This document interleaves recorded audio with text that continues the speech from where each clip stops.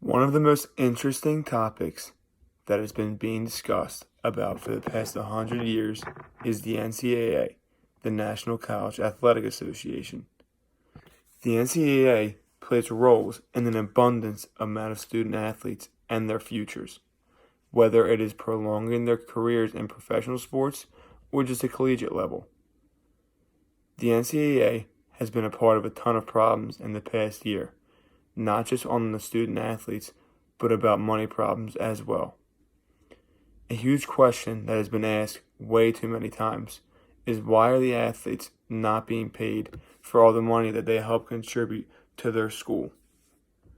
A great example is with this year's Duke basketball star player, Zion Williamson, who many people are well familiar with because of social media and his skill set.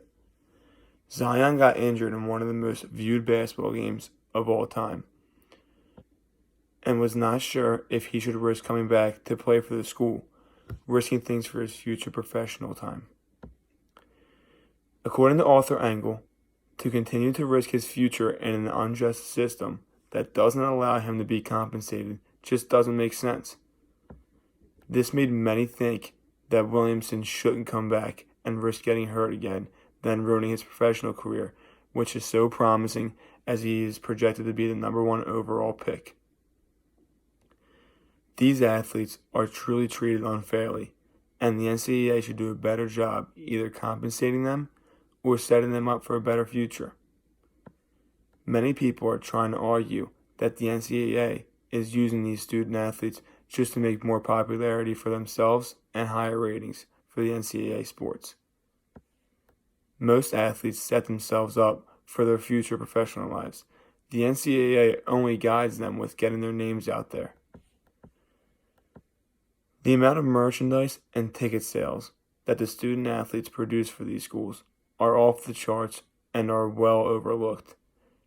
And for getting nothing in return besides a scholarship to these schools is not right. Another example is with the Maryland football team, who went through a devastating loss, losing one of their players. According to author Almasy, Jordan McNair, who was killed by a heat stroke, and reports say that he needed a cold immersion therapy, which was not taken care of before the tragedy.